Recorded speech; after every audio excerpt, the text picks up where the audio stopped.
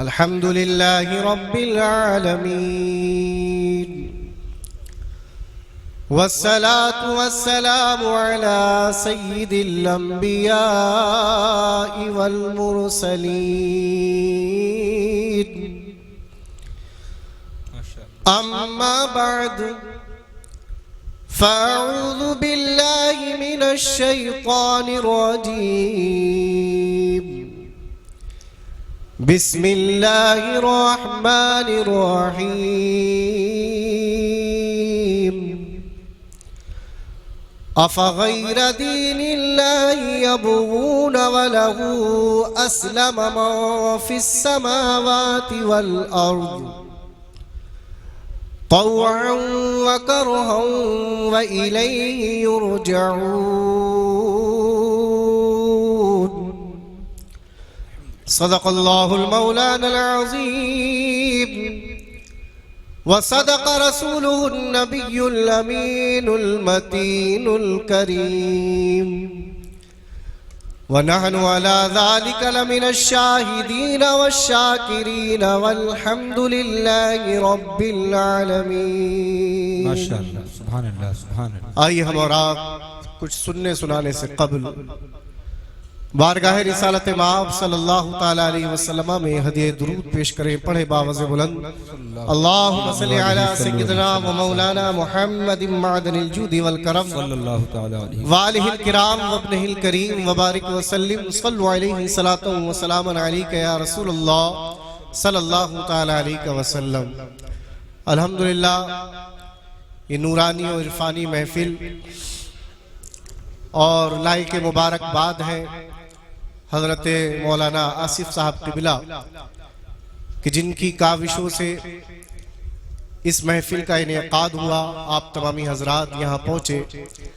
اللہ کی بارگاہ میں دعا ہے کہ مولا اس محفل پاک کو اپنی بارگاہ میں قبول فرمائے آمین آمین اور ہم سب کے لیے اس کو ذریعہ نجات بنائے آمین آمین. الحمدللہ رب العالمین.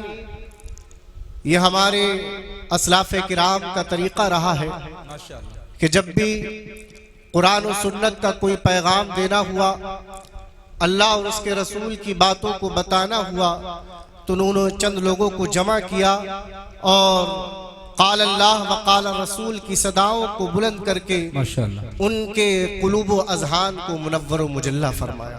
سبحان یہ طریقہ ایک صدیوں سے چلتا چلا آ رہا ہے، آج بھی چل رہا ہے اور انشاءاللہ تبارک و تعالی صبح قیامت تک یوں ہی چلتا رہے گا انشاءاللہ. قربان جائے کہ مسلمانوں کیا ہے ہماری زندگی، کیا ہے ہم کیوں آئے. امام اہل سنت امام احمد رضا خان فاضل بریلوی علیہ رحمت و رضوان نے یہ نظریہ ہم کو دیا اور یہ بتا دیا کہ اللہ کی سرتابہ قدم شان ہے یہ، اللہ کی سرتابہ قدم شان ہے یہ، انسان نہیں انسان وہ انسان ہے یہ، اور قرآن تو ایمان بتاتا ہے انہیں اور ایمان یہ کہتا ہے میری جان ہے. قربان جائے کہ مسلمانوں ہماری زندگی کیا ہے کہ ہم آقا سرور کونین صلی اللہ تعالیٰ علیہ وسلم کی محبت میں جیے اور اسی محبت میں اس دنیا سے چلے جائیں. اگر ایسا ہو گیا تو قربان جائے مسلمانوں اللہ بھی ہم سے راضی ہوگا، اس کے رسول بھی ہم سے راضی ہوں گے.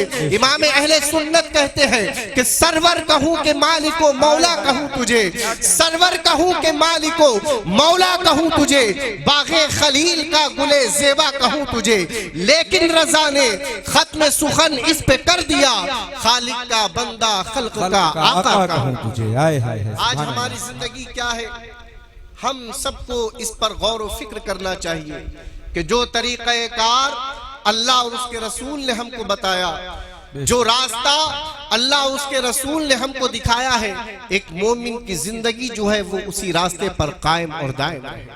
وقت نہیں ہے. آج علامہ آصف صاحب نے کچھ وقت مجھ کو دیا اور انشاءاللہ تبارک و تعالی ابھی ملک ہند کی مائے ناز شخصیت مناظر اہل سنت حضرت علامہ و مولانا مفتی اختر حسین علیمی صاحب دامت برکاتہ العالیہ کا آپ کو مدلل خطاب سماعت فرمانا انشاءاللہ۔ اور وہیں پر شہزادہ غوث اعظم حضور سیدنا سہیل میاں صاحب قبلہ مد ظلہ العالی بھی بہت جلد تشریف لانے والے ہیں۔ بس دو چار باتیں میں آپ کو بتاؤں کہ انسان کی زندگی کیا ہے اور ایک مومن اور ہمارا ایمان کیسا ہونا چاہیے اور ہم کو اپنے دین سے محبت کس طرح سے ہونا چاہیے، یہ پیغام سماعت کریں۔ قربان جائیے مسلمانوں، اللہ تبارک و تعالیٰ نے ہم اور آپ کو اشرف المخلوقات بنا کر اس دنیا میں بھیجا ہے۔ رب تبارک و تعالیٰ نے بہت سی چیزوں کو پیدا کیا، لیکن ان تمام مخلوقات میں ہم اور آپ کو اشرف بنایا۔ رب کا قرآن کہتا ہے لَقَدْ خَلَقْنَا الْإِنسَانَ فِي أَحْسَنِ تَقْوِيمٍ، اللہ تبارک و تعالیٰ نے انسان کو سب سے حسین شے بنا کر اس دنیا میں بھیجا ہے۔ اگر ہم اور آپ اپنے وجود پر غور و فکر کریں، رب تبارک و تعالیٰ نے ہمارے وجود کے اندر کچھ چیزوں کو ایسا بھی بنایا ہے کہ جن چیزوں پر ہمارا اختیار نہیں ہے، کچھ چیزیں ایسی ہیں کہ جن پر ہمارا اختیار ہے۔ اس چیز کو آپ سمجھے کہ ہمارا جو ہے وہ اختیار کس پر نہیں ہے۔ انسان اگر کوئی جو ہے وہ رنگ سے کالا ہے تو اس کا دل یہ چاہتا ہے کہ میں بھی، میرا رنگ بھی جو ہے وہ صاف ستھرا ہو جائے، میں بھی گورا ہو جاؤں، لیکن یہ اللہ نے اس کے اختیار میں نہیں رکھا ہے۔ وہیں پر کوئی شخص جو ہے وہ ناٹا ہے یعنی بونا ہے، اس کا دل یہ چاہتا ہے کہ میں لمبا ہو جاؤں، لیکن یہ بھی اللہ نے اس کے اختیار میں نہیں رکھا ہے۔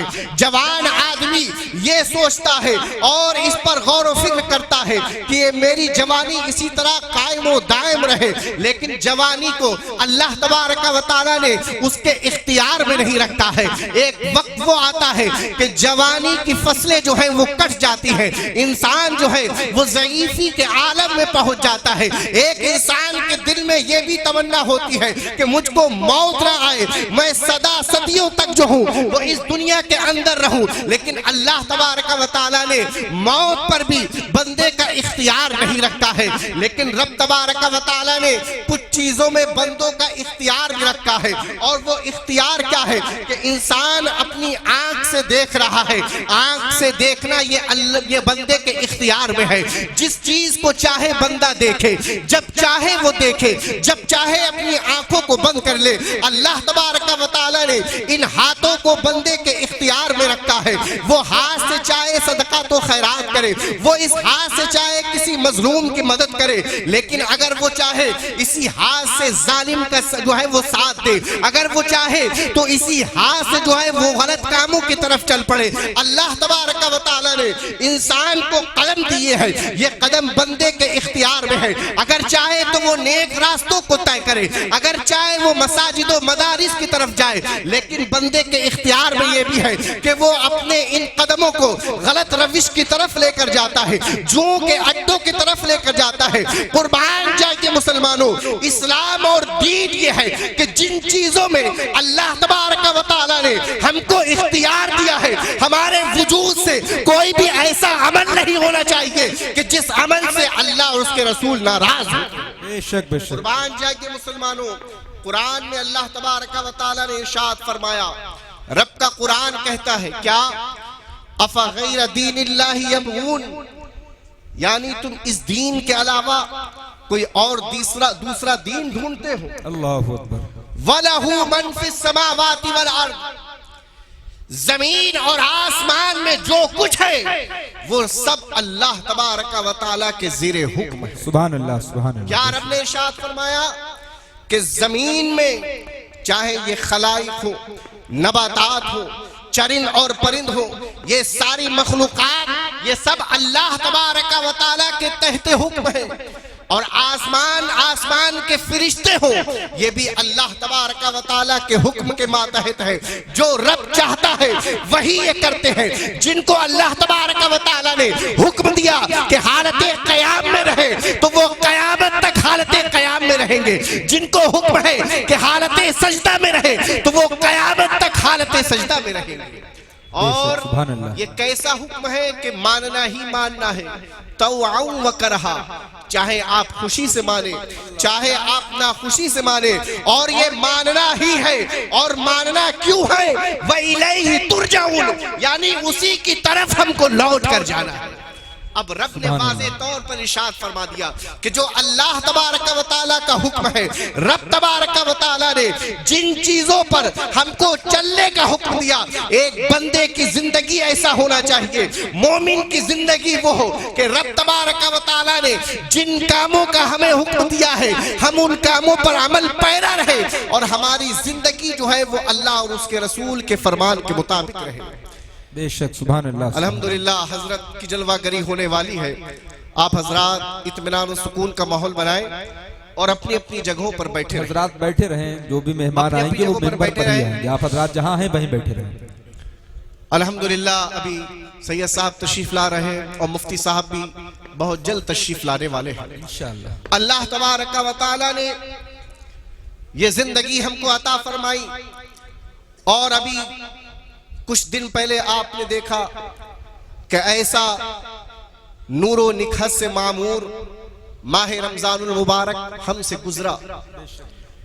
رب تبارک و تعالیٰ نے یہ جو ماہ سیام ہم کو عطا فرمایا کہ جس کی ایک ایک ساتھ ایک ایک گھڑی جو ہے وہ نور و نکھت سے معمور ہے۔ اللہ تبارک و تعالیٰ نے روزہ ہم کو کیوں دیا؟ اس کا مقصد کیا تھا؟ لعلکم تتقون، تاکہ تمہارے اندر تقوی اور پرہیزگاری پیدا ہو۔ سبحان اللہ۔ اب ہم بعد رمضان اس چیز کا محاسبہ کر سکتے ہیں کہ اللہ تبارک و تعالیٰ نے ایسا مبارک اور مسعود مہینہ ہم کو عطا فرمایا تھا، اس ماہ میں ہم نے جس قدر رب کی عبادت و ریاضت کی، لیکن ان عبادات سے ہمارے اندر کتنی تبدیلی آئی، ان عبادات سے ہم نے کیا سیکھا، روزہ رکھ کر ہم نے اللہ اور اس کے رسول کے فرمان پر کتنا عمل کیا، یہ ساری چیزیں جو ہے وہ ہمارے لیے محاسبہ کرنے والی ہے۔ اور قربان جائے کہ مسلمانوں، ہماری زندگی جو ہے ایک مومن کی زندگی یہ ہو کہ پیارے آقا سرور کونین صلی اللہ تعالیٰ علیہ وسلم ارشاد فرماتے ہیں کہ مومن مسلمان وہ ہے کہ جس کی زبان اور جس کے ہاتھ سے دوسرا مسلمان جو ہے وہ محفوظ رہے۔ سبحان اللہ۔ آج ہم غور و فکر کریں اس بات پر کہ آج ایک بڑی جماعت اس طور پر بھی ہے کہ آج اسلامی لباس بھی پہنے ہوئے ہیں، چہرے پر داڑیاں بھی ہیں، سر پر ٹوپی بھی ہے، لیکن ہمارا قول و فعل جو ہے، ہمارا عمل و کردار جو ہے وہ بڑا نازیبا ہے۔ ضرورت اس بات کی ہے کہ ہم سچے اور پکے مسلمان بنے اور زمانے کے گرد و غبار کو دور کر کے اللہ اور اس کے رسول سرور کونین صلی اللہ تعالیٰ علیہ وسلم کی رضا کو حاصل کرنے کے لیے اپنی زندگی گزارے۔ سبحان اللہ۔ قربان جائے کہ مسلمانوں، ایک صحابی رسول ہے، وہ جب تک ایمان لے کر نہیں آئے تھے تو پیارے آقا سرور کونین صلی اللہ تعالیٰ علیہ وسلم کے سخت دشمن تھے، اور ان کے دل میں یہ تمنا رہتی تھی کہ کہیں سرکار علیہ السلام تنہا مجھ کو مل جائے تو میں ان کو معاذ اللہ رب العالمین قتل کر دوں۔ ایک مرتبہ کیا ہوا کہ وہ صحابی رسول مطاف کے اندر جاتے ہیں، یعنی مسجد الحرام میں پہنچتے ہیں خانہ کعبہ کا طواف کرنے کے لیے۔ پیارے آقا سرور کونین صلی اللہ تعالیٰ علیہ وسلم بھی خانہ کعبہ کے ارد گرد گھوم رہے ہیں، یعنی خانہ کعبہ کا طواف کر رہے ہیں۔ اب وہ صحابی رسول بھی وہاں پہنچے اور انہوں نے برے نیت ارادہ کیا اور اس ارادے سے آگے بڑھے۔ قربان جائے کہ مسلمانوں، غیب دا نبی ہم سب کے آقا و مولا سرور کونین صلی اللہ تعالیٰ علیہ وسلم پیچھے مڑ کے دیکھتے ہیں اور ان صحابی کا نام لے کر کہتے ہیں تمہارا کیا ارادہ ہے، کس ارادے سے تم یہاں آئے ہو۔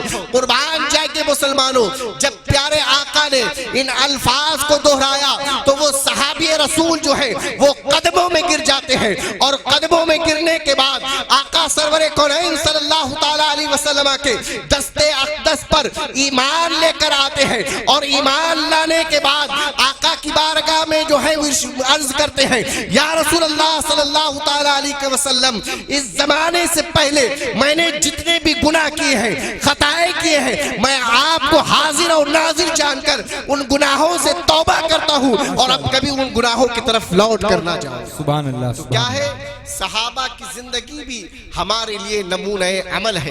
ہم کو چاہیے کہ ہم صحابہ کرام کی سیرت و کردار کا مطالعہ کریں، آقا سرور کونین صلی اللہ تعالیٰ علیہ وسلم کی احادیث کو اٹھا کر دیکھیں، اور ایک جو سچے پکے مسلمان کی زندگی ہوتی ہے اس زندگی کے مطابق ہم جو ہے وہ اپنے صبح و مساء کو گزاریں۔ کیا مرتبہ ہے، قربان جائے کہ مسلمانوں، پیارے آقا سرور کونین صلی اللہ تعالیٰ علیہ وسلم کی اور ان کے صحابہ کی زندگی کیا ہے، اور مذہب اسلام سے کتنی محبت ہے۔ یعنی اصلی انسان کی زندگی اور اس کا اصل سرمایہ، اصل جو دولت ہے وہ دولت ایمان ہے، اور ہمارے سارے اعمال جو ہے وہ ہمارے ایمان پر منحصر ہے۔ اگر ہمارا ایمان مکمل نہیں تو وہ سارے ہمارے اعمال جو ہے وہ رائگاں چلے جائیں گے۔ ہم کو چاہیے یہ کہ ہم اپنی زندگی کو بہتر کریں اور ہر طریقے کی برائیوں سے بچ کر اللہ اس کے رسول سرور کونین صلی اللہ تعالیٰ علیہ وسلم کی رضا کو حاصل کریں۔ اللہ کی بارگاہ میں دعا ہے کہ مولا ہم سب کو قرآن و سنت کا عامل بنائے۔ استغفر اللہ ربی من کل ذنب واتوب الیہ۔ السلام علیکم۔